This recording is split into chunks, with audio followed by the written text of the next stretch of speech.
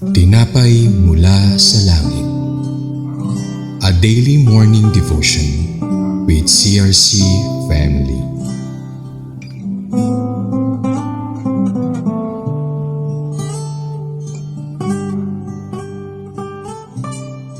Magandang umaga sa bawat isa. Ako po si Irenia Castro Mayor ng San Pedro Outreach. Samahan niyo po ako sa programang Tinapay Mula sa Langit, ang pang-araw-araw nating devotion sa salita ng Diyos. Ngayong umaga ay matutunghayan natin ang Numbers 1 verses 38 and 39 at ang title ay The Tribe of Dan, 62,700 available soldiers. Bago tayo magpatuloy, tayo dumako muna sa maikling panalangin. Aming Ama sa langit, mapagmahal at mahabagin, kami po ay lumalapit sa oras na ito sa aming pagnilay-nilay ng iyong salita. Dalayan po namin, Banal Espiritu, na bigyan mo kami ng pangunawa at maintindihan namin ang mensahe na ipinarating mo sa araw na ito sa pangalan mo, Jesus. Amen. So, ang ating topic ay nauukol sa The Tribe of Dan, 62,700 available soldiers na matatagpo sa verse 1, 38 and verse 39. Sa unang araw, sa ikatlawang buwang matapos sa Ehipto, ang sambayanan ng Israel na si Yahweh ay nangusap kay Moses at binanggit niya na magsagawa ka ng isang sensus. Bilangin at ilista ang mga pangalan ng buong sambayanan ng Israel ayon sa sambayanan at lipi. Ilista ang lahat ng lalaki na may edad 20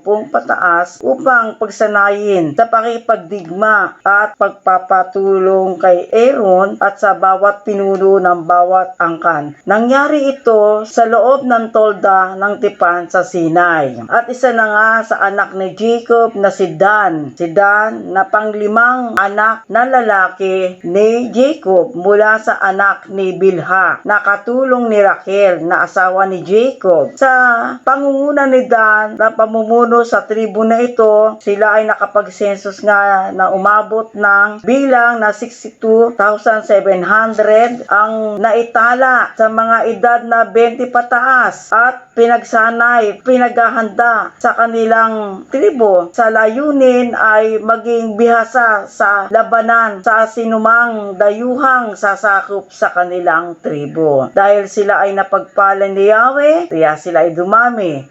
Tayo bilang isang anak din ng Diyos, ng ating Panginoon at sundalo ng ating Panginoong Jesus, pinaghahandaan din natin na tayo mapalakas at lumalim sa ating spiritual na buhay. Sa pamamagitan ng patuloy na pagsasaliksik, pagbulay-bulayan ang salita araw at gabi upang maging sandata natin sa oras ng suliranin at maibahagi natin sa ating kapwa na sila'y mailapit sa ating Panginoong Yesus. Patuloy din tayo nakakadalo sa anumang gawain, sa anumang pananambahan at anumang pagtitipon upang maibahagi sa pagpapalawak ng pananambahan ng ating iglesia. Tayo ay madalangin sa closing. Salamat po Panginoong Yesus sa aming gawain sa pag-aaral ng iyong salita. Nagbigay ng karagdagan kaalaman ukol sa pagsasaliksik at pagpapalawak ng iyong salita bilang paghahanda namin sa pagbabahagi ng iyong iglesia. Sa pangalan mo Jesus, Amen. Kaya muli bukas samahan niyo kami pagnilay-nilay ng kanyang salita